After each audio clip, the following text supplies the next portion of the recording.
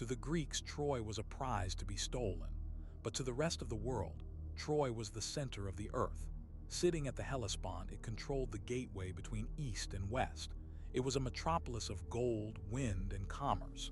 The Greeks didn't just sail against a city, they sailed against an empire, and standing on those walls were not just soldiers, but the greatest defenders the Bronze Age had ever produced. To understand the resilience of Troy, you have to look beyond the city walls. King Priam wasn't just the mayor of a city-state, he was the architect of a superpower. Historians and Hittite records refer to a coalition in western Anatolia known as the Assuwan League. Troy was the crown jewel of this federation.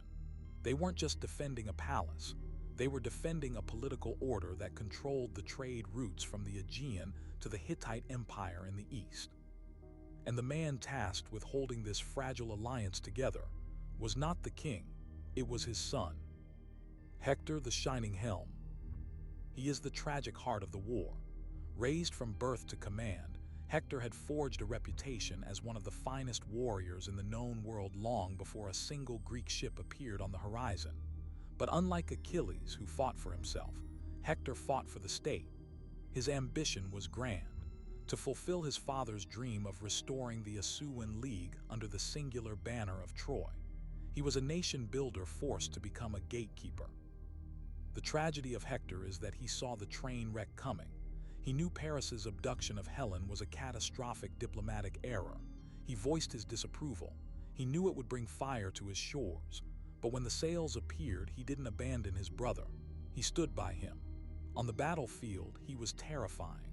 He could turn the tide of battle through sheer tactical boldness. He instilled horror in his foes and rising courage in his friends.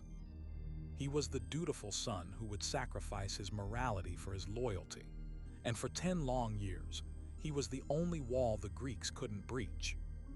Then there is the prodigal son, Paris, the favorite of Aphrodite, the man who burned the world for a woman. It is easy to caricature him as a coward, but the truth is more dangerous. Paris was a petulant prince, selfish, entitled, and possessing a romantic hubris that blinded him to consequences. He brought Helen back not just as a wife, but as a divine right, a gift from the gods that he refused to return. But do not mistake arrogance for incompetence. Like all Trojan nobility, Paris was trained for war from childhood, but his doctrine was different. He preferred the asymmetric approach. He kept his distance. He mastered the composite bow, a weapon of terror in the Bronze Age. While Hector fought in the mud, Paris fought from the sky. And ultimately, it wouldn't be Hector's spear that ended the war's greatest threat. It would be Paris's arrow, finding the one vulnerability on the heel of the invincible Achilles. He was a man willing to sacrifice his city for his heart, but also willing to sacrifice his life for his people when the walls finally shook. But Troy was not alone. From the southeast, from the land of Lycia, came Sarpedon. If Hector was the general, Sarpedon was the titan. He was a legend on both sides of the Aegean, the son of Zeus himself. His presence on the battlefield changed the geopolitical calculus. This wasn't just a city-state defending itself, it was a coalition war. The Iliad describes him as a force of nature, faithful to his friends, merciless to his enemies. When the Trojans launched their desperate counteroffensive against the Greek beachhead, it wasn't Hector who broke the line first, it was Sarpedon. He and his steadfast Lycians held the battlements and were the first to breach the Achaean wall. He waged war with the might of the king of the gods flowing through his veins.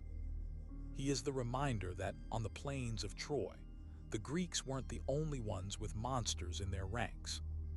He was a distant cousin of Hector and Paris, but in temperament he was unique. Sources describe him as a humble commander. In a war defined by ego, Agamemnon's greed, Achilles' rage, Paris's vanity, Memnon stood apart. He didn't boast. He didn't seek fame. He was a quiet professional, but his silence masked a terrifying reality. He was the only man on the planet whose prowess and valor actually rivaled that of Achilles. He was the equalizer. The parallels are chilling. Both men were the sons of goddesses. Both were the greatest warriors of their respective continents. And according to the epic poet Quintus Smyrnius, both wore armor forged by the same smith, Hephaestus, the god of the forge. When Memnon stepped onto the battlefield, the Greeks didn't see a barbarian. They saw a mirror image of their own greatest champion, and for the first time, the Achaeans knew fear. When they finally met, the war simply stopped. It wasn't a skirmish. It was a duel of titans, two godlike warriors clad in divine armor clashing from sunrise to sunset. Legend says the sheer force of their combat shook the heavens and enthralled the gods of Olympus, who gathered to watch the outcome. Achilles had finally found his match. Memnon didn't just fight for Troy, he fought to prove that the invincible could bleed. Finally, we look to the north, to the deep forested valleys of Thrace. This is the wild frontier. Led by King Rhesus, the Thracians weren't fighting for honor or duty. They were fighting for economics. Thrace relied heavily on Trojan trade routes to export their gold and silver. When the Greeks blockaded Troy, they were strangling the Thracian economy. So Rhesus didn't just send a token force, he emptied the forests. Rhesus was the definition of a cult of personality. The son of the river king Ionius and the muse Euterpe, he claimed divine authority to unite the fractured tribes of Thrace under one banner. He was wild, battle-hungry, and unpredictable. While Hector drilled his men in phalanx formations, Rhesus led a swarm.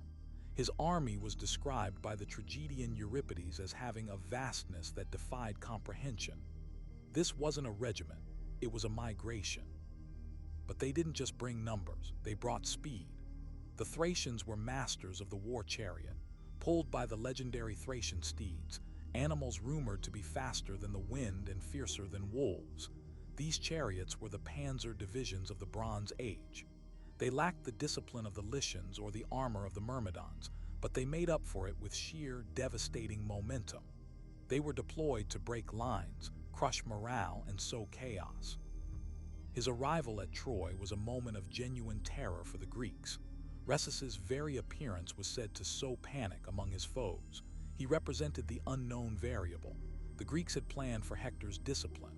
They had planned for Paris's archers, but they had not planned for a tidal wave of berserkers crashing into their flank. With Rhesus on the field, the stalemate was broken. The Greeks realized that if they didn't neutralize him immediately, the war was already lost. Just outside the city walls, controlling the slopes of Mount Ida, lay the kingdom of Dardania. Its ruler was Aeneas. He was a first cousin of Priam, but his power base was distinct. Dardania was fertile, prosperous, and populous. While Hector commanded the elite city guards, Aeneas commanded the mass. He brought the numbers, vast waves of conscripts that allowed Troy to absorb the Greek assault. He was the hammer to Hector's anvil. In the hierarchy of the Trojan alliance, he was second only to Hector in military prowess, but he had an advantage Hector did not. Aeneas was the son of Aphrodite. In the brutal calculus of the war, this gave him a unique status, protected asset. According to the Iliad, whenever Aeneas faced certain death, whether from Diomedes or Achilles, the gods intervened. They physically removed him from the board. Why? Because fate had a different use for him. Hector was fighting to save a city. Aeneas was fighting to found an empire. The gods spared him because his timeline extended far beyond the fall of Troy. Virgil's Aeneid claims that when the walls finally fell, Aeneas led a strategic withdrawal to the west. He would settle in Italy. His descendants would become the Romans. The blood of Aeneas runs through the veins of Romulus, Remus, and Julius Caesar. He is the living link between the Bronze Age collapse and the rise of Western civilization. So this is what the Greeks were facing. They weren't just fighting a city. They were fighting the general Hector, the sniper Paris, the survivor Aeneas, the titan Sarpedon, the equalizer Memnon, and the warlord Rhesus. It was the greatest defensive alliance in human history. The Greeks had the ships, but the Trojans had the world. Finally, we must look to the edge of the known world, to Themyscira and the Amazon nation. Ruling this warrior state is Hippolyta. She is the High Queen, but she is not the warmonger you might expect. While the younger generation, led by her sister Penthesilea, hungers for vengeance against the Greeks, Hippolyta plays a different game. She is a nation builder. Her obsession isn't war, It's the establishment of a kingdom that can survive the collapse of the Bronze Age. She is a seasoned veteran. Most of the kings at Troy were children when the old heroes walked the earth. But Hippolyta, she fought them. She faced Theseus. She faced Heracles. She lost her legendary girdle of Ares, the symbol of her divine right to rule, to Heracles during his 9th labor. She has seen what Greek heroes do to civilizations. She knows they don't bring freedom, they bring ruin. This trauma has tempered her fire into diplomacy. She is the High Queen beset on all sides by enemies. Her role in this war isn't to take lives. It is to ensure that her people have a future. While the men of Greece and Troy fight for Helen, Hippolyta fights for existence. Finally, we have the war hammer of the Amazons, Penthesilea, but she wasn't born with that name. She was born Melanippe, the Black Mare. 15 years ago, she witnessed the devastation of her capital by Athenian raiders. She watched her beloved sister Antiope murdered by Greek heroes. In that fire, Melanippe died. She took a new name, Penthesilea. It translates to strong grief or mourner of the people. She didn't come to Troy for politics. She came because she is a woman defined by loss. While her sister Hippolyta stayed behind to rule, Penthesilea took the younger, hot-blooded sisters to war. She offered her life to her father, Ares, the god of war. This wasn't a military commission. It was a suicide pact. She swore to visit vengeance upon the Greeks who desecrated her home. She is the embodiment of the cycle of violence. The Greeks burned her city, so she will burn their ships. When she arrived, Troy was on the brink of collapse. Hector was dead. The morale was shattered. Penthesilea single-handedly reversed the momentum. She pushed the Achaeans back to the sea. Her ferocity was so legendary that alternative myths, timelines that diverge from Homer, claim that it was she, not Achilles, who slew Prince Hector. While historians debate the timeline, the reputation is clear. She was a warrior capable of killing the greatest men of her age.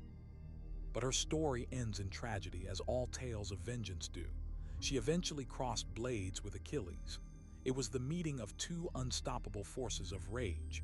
Achilles struck the killing blow, but as he removed her helmet to strip his enemy of armor, he paused.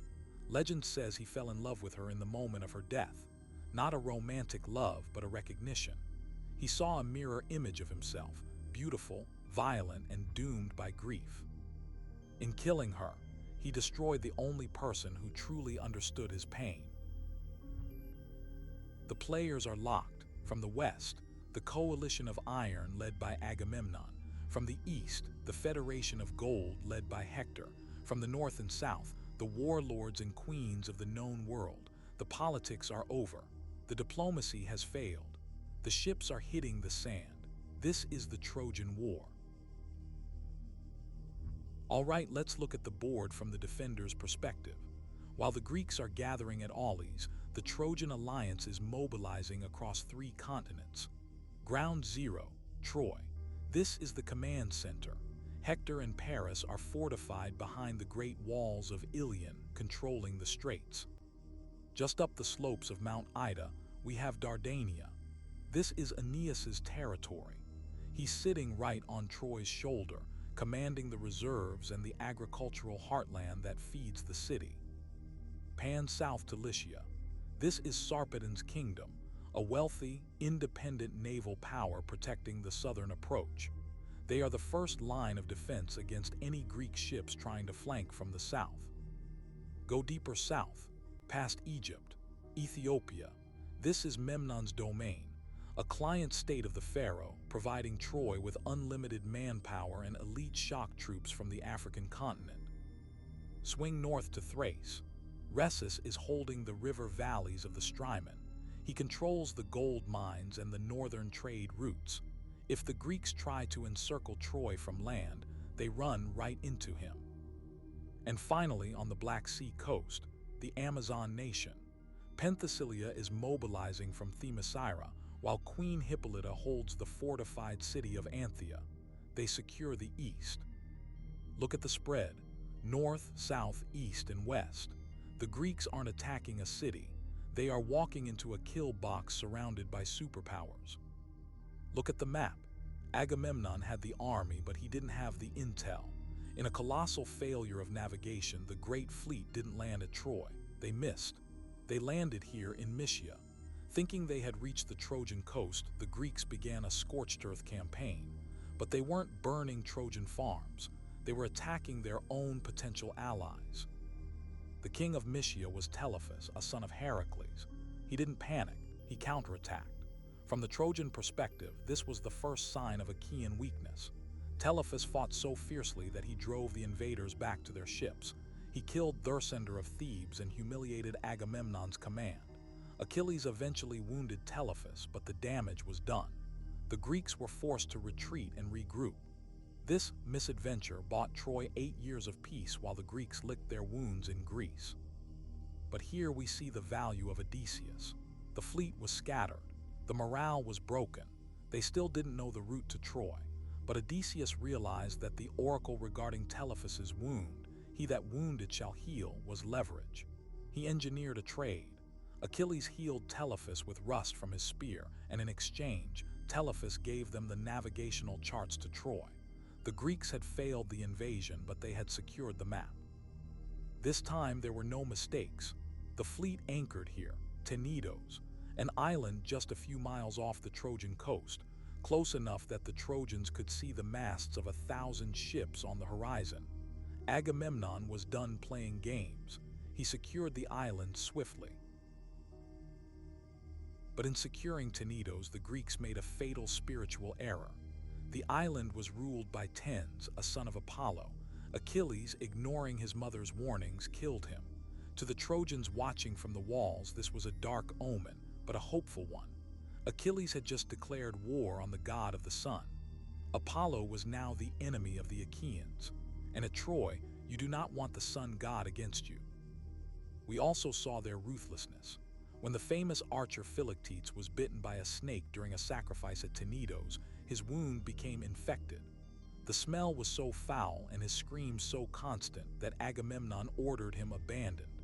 Odysseus marooned him on the island of Lemnos. To the Trojan spies reporting back to Priam, the message was clear. These men abandoned their own heroes. They are not a brotherhood, they are a pack of wolves. Before the blood, there was one final attempt at words.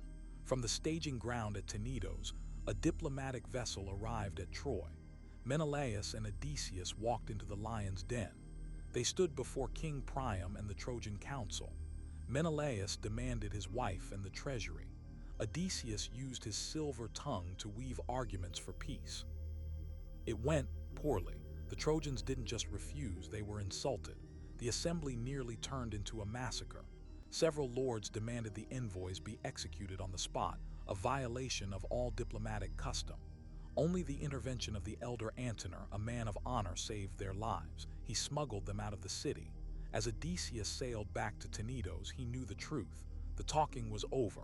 There was no peaceful resolution. The only thing left was the beach. And so here we stand. The ambassadors have returned empty-handed. The diplomatic channels are closed. The misadventure in Mysia is behind them. The fleet has regrouped. The Greeks have secured the forward operating base at Tenedos. They are now within visual range of the target. On one side, the greatest invasion force ever assembled, hungry for gold and glory. On the other, an international coalition of empires, entrenched behind walls that have never been breached. But if you think this war is just about kings and warlords, you are missing the bigger picture. Because above the blood and the mud, a different game is being played. While men fight for land, the gods are fighting for ego. In the next episode, we leave the mortal plane and ascend to Olympus. We will investigate the divine draft. Why does Hera want Troy burned to ash? Why does Apollo back the Trojans? And which god is secretly plotting the destruction of his own champion? The armies are proxies. The real generals are immortal. Subscribe. You do not want to miss the intervention.